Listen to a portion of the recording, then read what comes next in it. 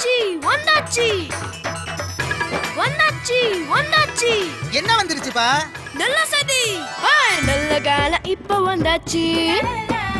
பூமியில பொன் விளைஞ்சாச்சு. எங்கும் பாரு சிரிப்பு, அதுக்கு நிலம் தான் பொறுப்பு. இனி இங்கு விளைச்சல் தான் ரொம்ப சொலமண்டா.